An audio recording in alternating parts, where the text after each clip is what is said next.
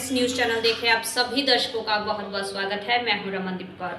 इस वक्त की बड़ी खबर आ रही है प्रयागराज से। क्या है पूरा मामला, देखने के लिए बने रहिए हमारे साथ। आज राज्य में हुए चुनाव के बाद जहां राष्ट्रीय सामाजिक न्याय मोर्चा के संयोजक आरिफ इकबाल ने अब ओवैसी पर बड़ा निशाना साधा। उन्होंने कहा कि मुस्लिम और दलित की बात करने वाले ओवैसी जहां कहते थे कि यूपी में हमारे बिना सरकार नहीं बनेगी, मगर अपने ही राज्य में कमजोर दिखाई दिए हैं। उनके प्रत्याशी जहां लाखों वोट से जीतते थे, मगर इस बार 700-800 वोट से जीते हैं। कहीं ना कहीं ओवैसी अपने ही गढ़ में कमजोर दिखे और लोग उनको समझ चुके हैं। और क्या कुछ कहा है निशाना साधते हुए, आइए दिखाते हैं। में जो विधानसभा का चुनाव जो लोकसभा से पहले सेमीफाइनल माना जा रहा था, इस चुनाव में सबसे अप्रत्याशित तेलंगाना का रिजल्ट रहा है। क्योंकि तेलंगाना में जिस तरह दक्षिण भारत का विवादित दल पूरे हिंदुस्तान के मुसलमानों का, जो दलित आदिवासियों का ठेका लिए फिरते थे, अपने होम स्टेट में केसीआर को तीसरी बार मुख्यमंत्री बनाने के लिए 40 मुस्लिम बाहुल सीटों पर यह ठेका लिए थे कि मैं वोट ट्रांसफर करा दूंगा, हैदराबाद की 9 सीट जिता दूंगा। पुराने हैदराबाद में इनके 7 कैंडिडेट, जीत का मार्जिन 800, 700, 1500, 2200,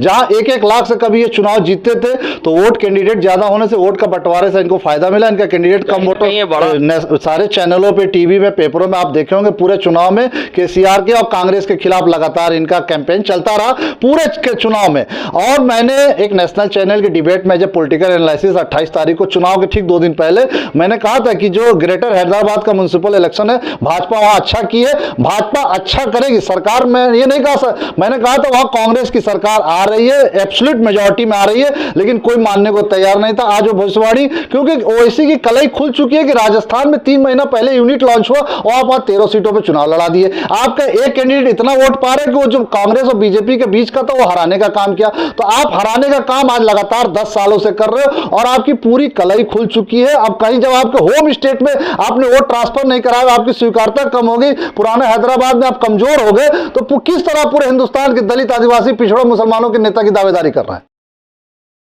इलेक्ट्रॉनिक मीडिया की सबसे पुरानी संस्था इलेक्ट्रॉनिक मीडिया क्लब प्रयागराज ने आज अपने क्लब के सभागार के नाम का बदलाव किया है, जहां सभागार का नाम नारद रखा गया है। और सबसे बड़ी बात, क्लब के सदस्यों की बैठक में ये सहमति से प्रस्ताव पारित किया गया। एक विशेष समिति भी बनाई गई है जो क्लब सभी कार्यों को देखेगी और उससे संचालित करेगी। वहीं दूसरी तरफ बैठक में सभागार का नाम नारद सभागार रखा गया, क्योंकि ये माना जाता है कि नारद संसार के प्रथम समाचार वाचक या पत्रकार के रूप में माने जाते हैं। इसलिए पत्रकारिता से जुड़े इस सभागार का नाम महर्षि नारद के नाम पर रखा गया है। इलेक्ट्रॉनिक मीडिया क्लब बड़ी पुरानी संस्था है और उन्होंने अपने नए हॉल का नाम, सभागार का नाम नारद सभागार, जो प्रथम पत्रकार थे इस सभ्यता के, नारद मुनि, उनके नाम पर नारद सभागार का नाम दिया है।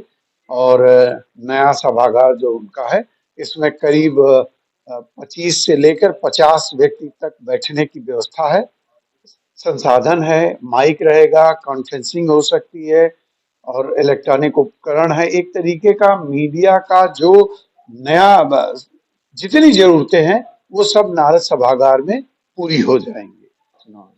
Sir, electronic media club Prayagraj का पूर्व उत्तर प्रदेश की सबसे पहली संस्था है और यहाँ पे तमाम जो बड़े चैनल के पत्रकार हैं वो यहाँ से जुड़े हुए। हर साल यहाँ पे चुनाव की प्रक्रिया है जो पूरे प्रदेश में नहीं देखी जाती है। इस बार चुनाव की क्या प्रक्रिया है, क्या नियम इस पे लगाए गए हैं?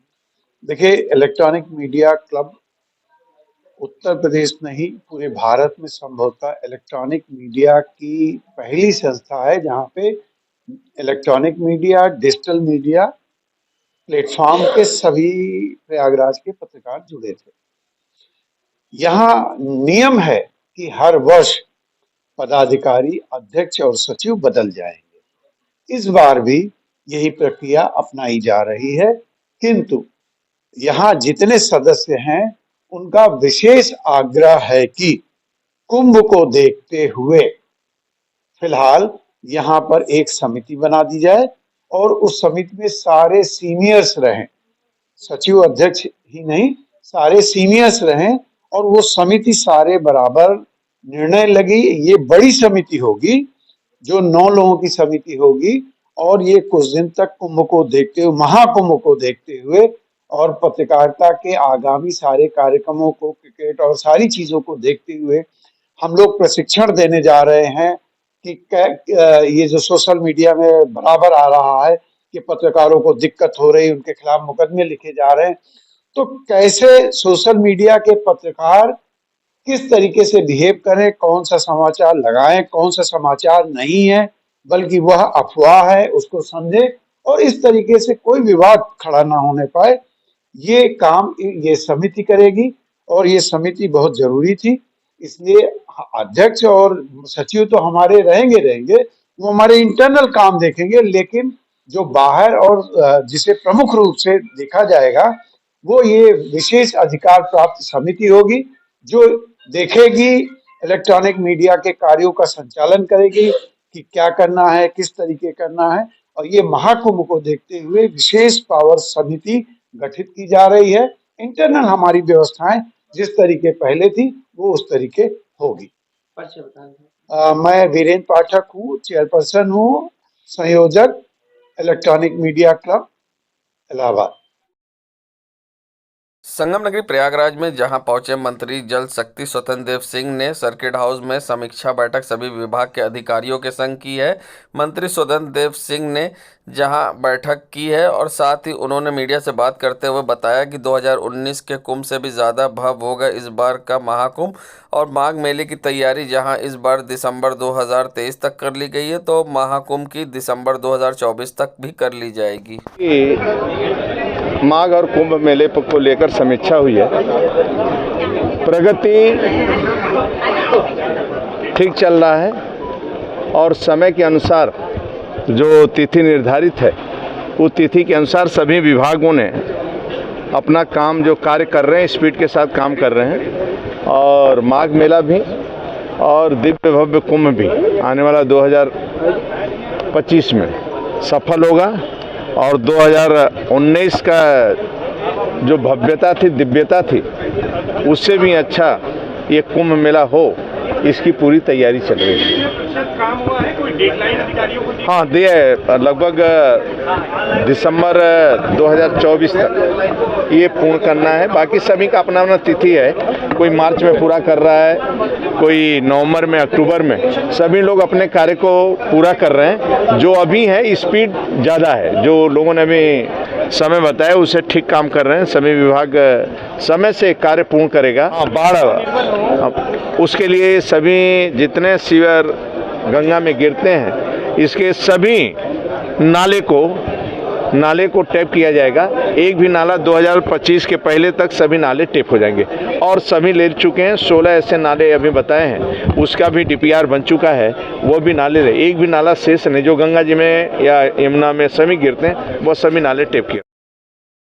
जहां चुनाव के बाद भी अखिलेश यादव ने कई बयान दिए जिस पर प्रयागराज पहुंचे जल शक्ति मंत्री स्वतंत्र देव सिंह ने पलटवार किया। कहा है कि PM मोदी की गारंटी पर जहां लोगों को विश्वास है और पूर्ण बहुमत से सरकार बनी है और लोगों ने कांग्रेस को भी देखा है और अन्य सरकार को भी, और साथ ही उन्होंने बसपा, कांग्रेस और सपा पर भ्रष्टाचार का आरोप लगाते हुए बड़ा बयान दिया है। और क्या कुछ कहा है उन्होंने निशाना साधते हुए विपक्ष पर, आइए दिखाते हैं। जब हम लोग सत्ता गरीबों की सेवा के लिए प्राप्त करते हैं, गरीबों के कल्याण के लिए, आप देखेंगे पिछले 10 सालों में हमारा देश और गरीब आत्मनिर्भर बनता जा रहा है। अब 70 साल कांग्रेसियों को देखा है चलाते हुए राज्य को, देश को, लेकिन आदरणीय मोदी जी के आने के बाद गरीब कल्याण योजना जो गरीबों तक पहुंच रही है, पक्का मकान हो, चाहे शौचालय हो, आयुष्मान का कार्ड हो, जितनी भी व्यवस्थाएं, शौचालय हो, सड़क हो, प्रधानमंत्री सड़क योजना हो, ये सभी योजनाओं का लाभ जनता जनार्दन ने लिया है और जनता जनार्दन का पूर्ण आशीर्वाद भी हम सब पर मिलता है। आदरणीय मोदी जी का जो गारंटी था, ये पूरा गारंटी तीनों राज्यों में, सभी राज्यों में लोगों को स्वीकार किया और पूर्ण बहुमत के साथ अपनी सरकार को दिया। सपा बसपा कांग्रेस सभी को तो देख चुके हैं। कांग्रेस ये जब सत्ता में आते हैं जनता जनार्दन को लूटना है। आदरणीय मोदी जी इसके पहले देश के गौरव अटल बिहारी वाजपेयी थे। जब भी भारतीय जनता पार्टी आती, गरीबों की सेवा करना, जनता जनार्दन की सेवा करना, जो समस्या है जैसे राम मंदिर धारा 370 इसको समाप्त करना, पोखरण विस्फोट करना, कारगिल युद्ध में आप देखें, आज देश शांति और समृद्धि की ओर आगे बढ़ रहा है और पूरे विश्व से मेरा आग्रह है कि शांति समृद्धि के ओर आगे बढ़े। आदरणीय मोदी जी के नेतृत्व में न आतंकवाद, न गुंडागर्दी गुंडागर्दी, न भ्रष्टाचार, न नक्सलवाद। सब शांति से अपने अपने काम करें। संगम नगरी प्रयागराज के हाईकोर्ट फ्लाईओवर पर उस समय अफरा तफरी का माहौल मच गया जब वहां से गुजर रही एक कार में अचानक से आग पकड़ ली। आग कार के अगले हिस्से में तेज लपटें उठने लग गई। तत्काल कार चालक ने कार से कूदकर अपनी जान बचाई। बता दें, हाईकोर्ट फ्लाईओवर पर रात करीब 11 बजे के आसपास एक कार गुजर रही थी जिसमें अचानक से आग लग गई और कार चालक ने गाड़ी से कूदकर अपनी जान बचाई। ऐसे में आसपास से गुजरने वाली गाड़ियों की भी रफ्तार थम गई और लोग खड़े होकर देखते रह गए कि किस तरह से अचानक कार में आग लगी, जिससे कार का अगला हिस्सा पूरी तरह से जलकर राख हो गया है। तत्काल इसकी सूचना लोगों ने फायर ब्रिगेड की टीम को दी, जहां तक फायर ब्रिगेड की टीम मौके पर पहुंची और आग पर काबू पाया, मगर जब तक फायर ब्रिगेड की टीम पहुंचती कार का अगला हिस्सा पूरी तरह से जल चुका था। देश दुनिया की खबरों के लिए world media times news channel को सब्सक्राइब करें।